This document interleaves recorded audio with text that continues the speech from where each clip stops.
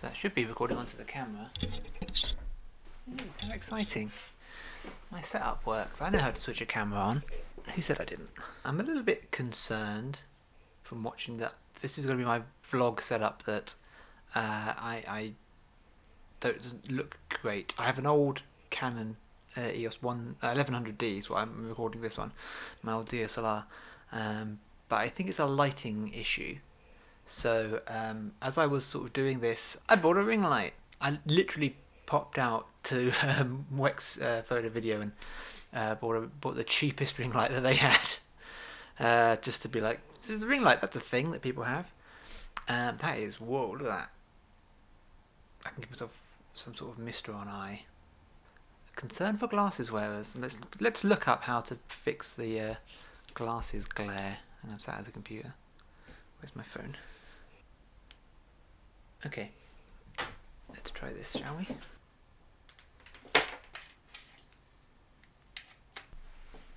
Oh. Right, so the two options I found for my handy googling on YouTube was to put the light up higher and angle it down, which is what I've done now. Better lighting. I know shine as I look up into it. I hope watching me learn to YouTube in real time is interesting. Could also bounce it, because I do have, I forget where I've acquired one of these, but I do have, ta-da, gold. Right, it's got silver and something else if you unzip it and reverse it. So I could bounce it as well, but for now we'll just stick with this higher and 45-degree angle pointing down at me. So that should be better lighting. I really don't know anything about it. I really should get a lighting tech on this channel just to chat at some point. And I got the previous head of lighting at work to draw me a little diagram of where I should probably put things. But yeah, lighting makes all the difference. It's if your film looks bad, it's probably because you neglected the lighting department. I know I'm a sound technician and an audio recordist, but yeah, I would say don't neglect lighting. Sound you can fix in post, but lighting is harder to do. Well, you shouldn't neglect sound either. Always make sure you've got a good sound voice. Basically, lighting and sound tend to get neglected, and that's what makes something look cheap.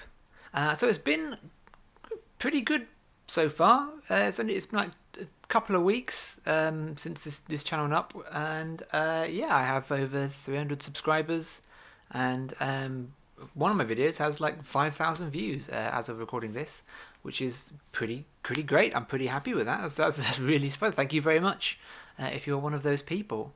That's kind of amazing. Turns out that videos with D&D hot takes do quite well. Who knew? Okay, I'm not a complete idiot. I did know that a video about role-playing, and particularly one that looked like it might have a spicy D&D take in it, would probably do okay online, and especially if I use my limited creative skills to pick a good thumbnail or a good still from what we recorded, and put a little new title on it that implied again that spicy D&D take. So it did occur to me that would probably be a good video to make. I did want to make it anyway, and I do want to make more videos about D&D and about role-playing and about talking about those systems, and I will. But there is a little bit more elaborate, and also that video didn't go great. This creating. It had a few hitches. Some people did compliment in the comments my shirt. Thank you very much for my carefully picked out costume. I did spend time picking my costume effectively for that video, so how I wanted to look. It is my own clothes, obviously. I didn't like buying for it, but yeah, I did pick that out. I did think I was quite happy with it, and then we started recording, and I realised suddenly, just in the moment, that it's the middle of November and it's cold as shit. In addition, some of the recording went wrong. For some reason, the microphone died, or no, it didn't die. It like went to static. I think the cable kind of went wrong during the skit. So the longer skit with the people playing D&D around the table. I think it was the Dungeon Masters recording that went wrong, and then some of the rest of the video blogs, like the first draft of it. Again, a lot of it didn't work. So I had to, and I didn't know that because I was just shooting that by myself. I'm just a one-man band a lot of the time that you see me in here. So I was just by myself, and I was recording it, and I couldn't monitor it and record at the same time, obviously, and I didn't really have time to watch it back. So I just did it, went home, and started editing it, and most of it until I got to a point where I discovered something didn't work, and then something else didn't work, and I was like, oh crap. So I had to go back the next day after work, so I go back in the evening and re-record quite a lot of it, quite a lot of that video. So I was very stressed that week. I had to cancel D&D that week. That's ironic, isn't it? I had to cancel D&D that week because I was too stressed to run it, trying to make a video about D&D. But yes, that's done quite well, and I'm very happy with it. And again, thank you very much if you're one of the people that watched that video. If you haven't watched that video, please do jump on it. It's easily my most popular video at the moment. And I will endeavour to make more stuff like that. I definitely have some more in mind. I do have to script it, and then I have to like plan it, and then there's all the little segments in it. And again, like I say, I'm a bit of a one-man band. One or two people sometimes help me out, but that was just me for the entire of that shoot. Both times it had to be shot and then reshot.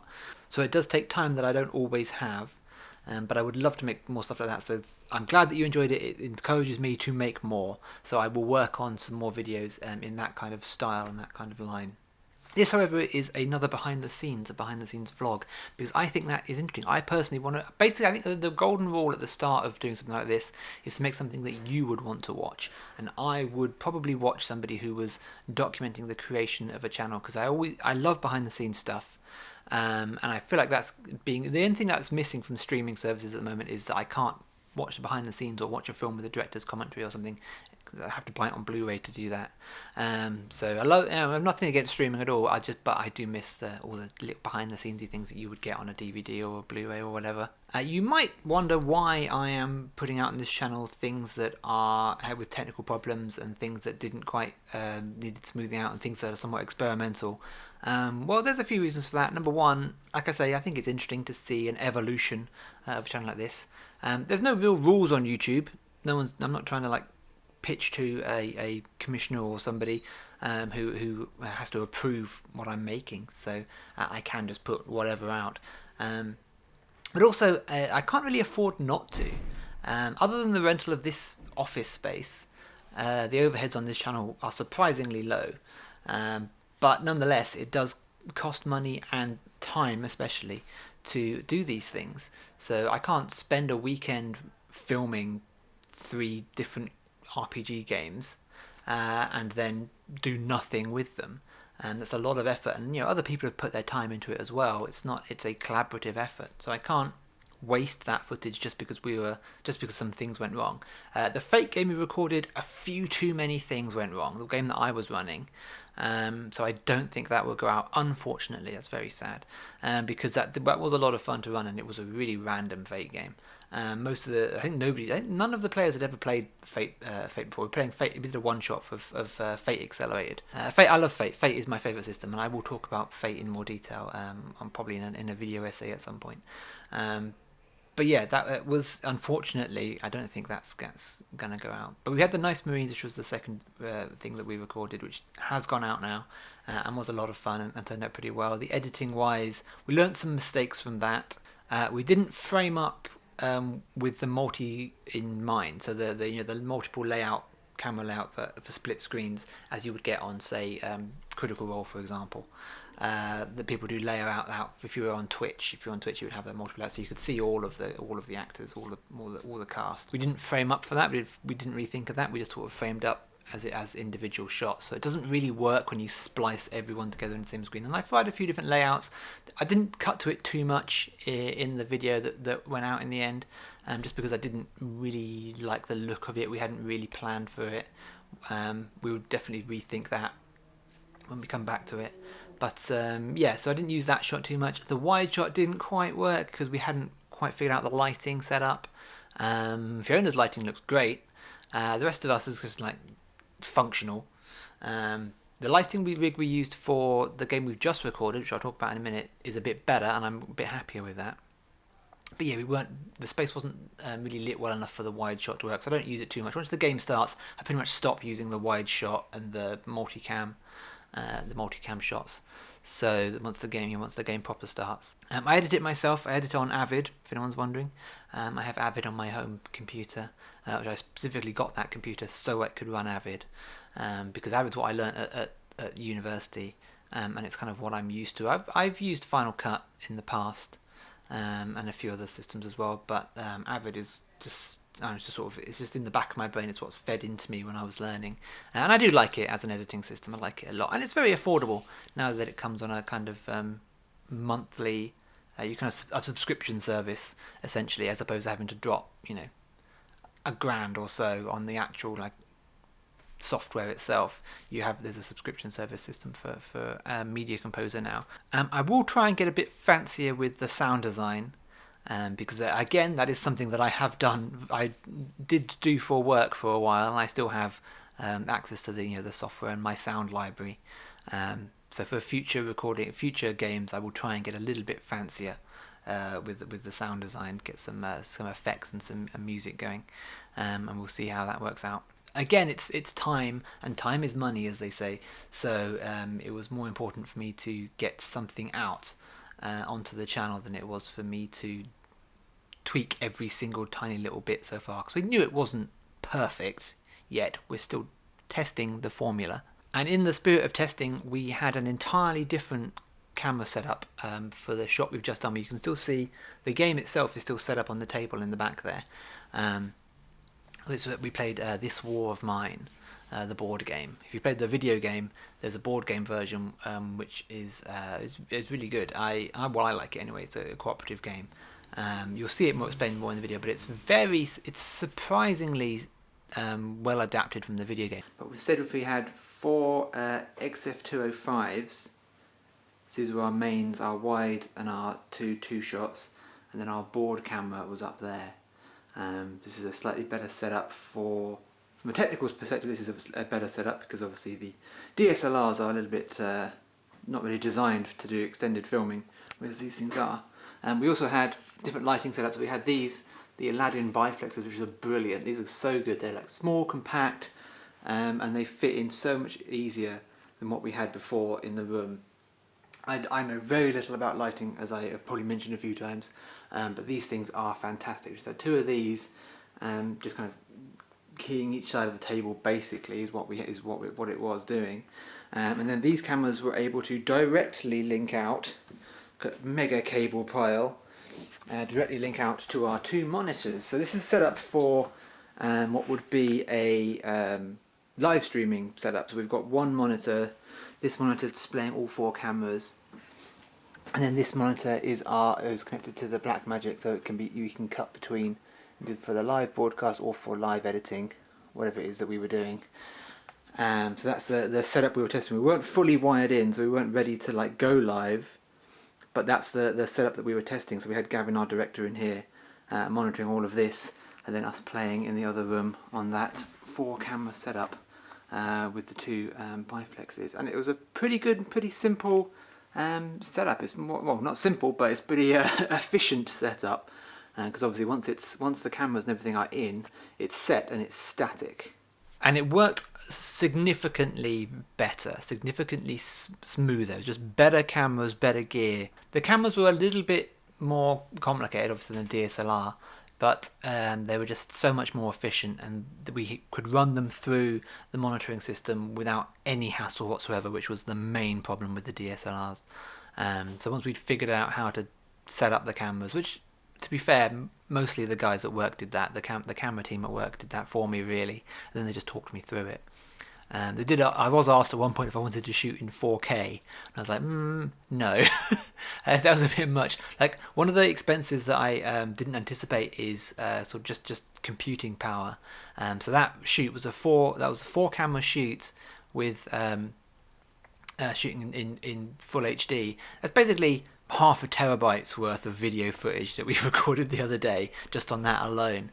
So yeah, I didn't kind of anticipate just the processing power required for that, so had to buy some extra hard drives and things, which I probably should have thought about. But yeah, I turned down the option to film in 4K because I thought that might be an upgrade too far.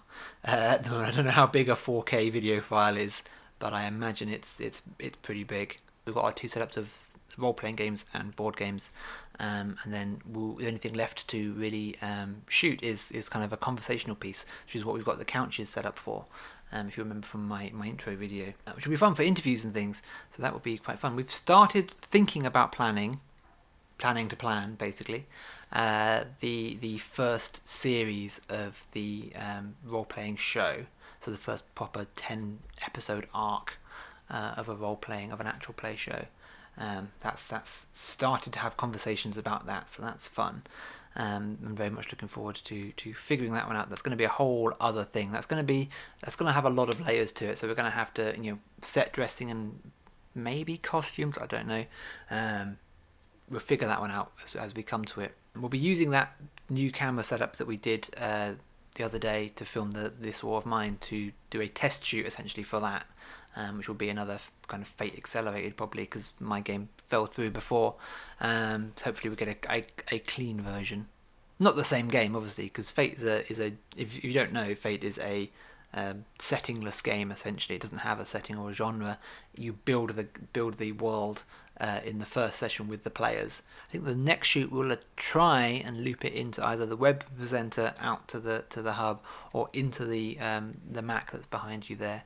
And see if we can do a live edit or even broadcast live.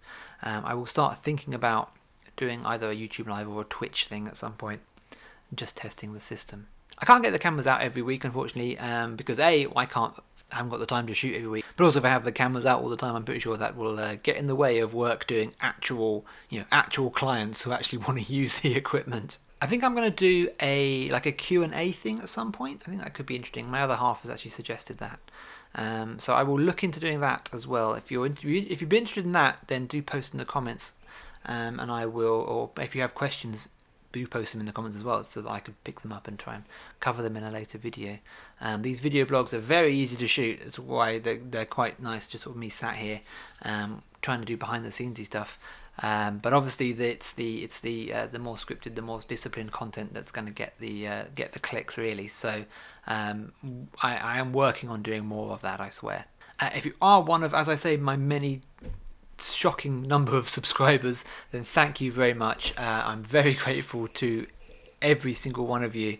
I'm taken aback by this kind of taking off. It's not, I haven't gone viral or anything, but it's a lot for sort of suddenly come off the bat with that. So thank you very much. Please, if you aren't, then please do like and subscribe if you found this interesting. Hit the bell icon for notifications. I don't do the bell. I subscribe to a lot of people, but I don't have the bell. I guess it sends emails. I really need to look into what the bell does exactly, because I know it's good. Bell it up. But that's me for another week. Yeah, thank you for watching, and please do keep an eye on everything that we're working on. The end.